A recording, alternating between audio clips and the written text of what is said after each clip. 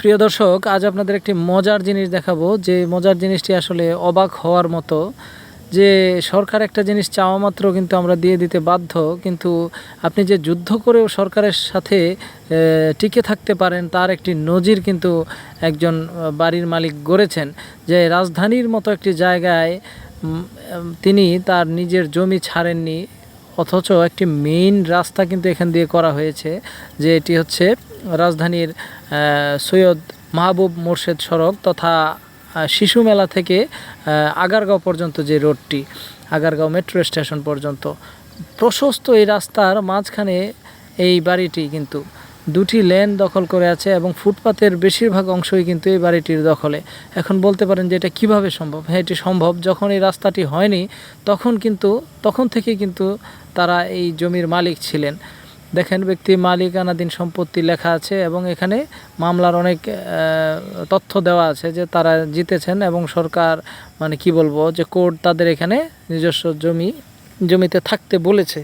এখন খুবই মজার বিষয় যে দুটি রাস্তার, এইরকম একটি গুরুত্বপূর্ণ রাস্তার দুইটা লেন কিন্তু ওনারা দখল করে রেখেছেন, ওনারা ছাড়ছেন না। আর এমনও না যে এটা 10 তলা 5 তলা বিল্ডিং, এরকমও না, ছোট্ট 1 তলা একটা বিল্ডিং, কিন্তু তিনি অনেকটাই জায়গা দখল করে আছেন, যদিও নিজস্ব জায়গা, কিন্তু তা ছাড়তে নারাজ।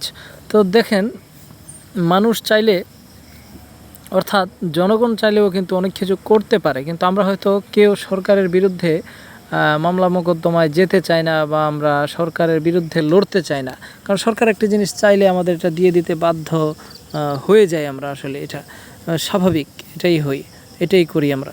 কিন্তু এই বাড়ির মালিক দেখিয়েছেন যে না, আমরা সরকারের বিরুদ্ধেও লড়তে পারি, কিংবা আমরা আমাদের অধিকার বুঝে নেওয়ার জন্য আমরা অনেক কিছুই করতে পারি। এরকম একটি নজির কিন্তু এখানে স্থাপন করা হয়েছে। আপনারা হয়তো ভিডিওতে অনেক জায়গায় দেখেছেন যে ব্যস্ত রাস্তার মাঝখানে একটি ছোট্ট একটা বাড়ি, কিংবা বিভিন্ন দেশের ভিডিও মাঝে মধ্যে আমি দেখি, কিন্তু বাংলাদেশের মতো জায়গায়ও যে এমন হতে পারে, কি বলবো, এটা অবিশ্বাস্য। দেখেন, এদিক দিয়ে ফুটপাতের কিন্তু বেশিরভাগ অংশ মানুষ ছোট্ট একটি জায়গা দিয়ে 1.5 হাত পরিমাণ জায়গা দিয়ে হাঁটা চলা করছে। আর এখানে ব্যক্তি মালিকানাধীন সম্পত্তির একটা বিবরণ, এবং তারা কিভাবে কোন রায়ের মাধ্যমে এখনও এই রাস্তা দখল করে বাড়িটি টিকিয়ে রেখেছেন তারও একটি সাইনবোর্ড লাগিয়ে দিয়েছেন। আবার পাশে কিন্তু একটা ছোট্ট দোকানও আছে। খুব অদ্ভুত লাগলো আমার কাছে বিষয়টা।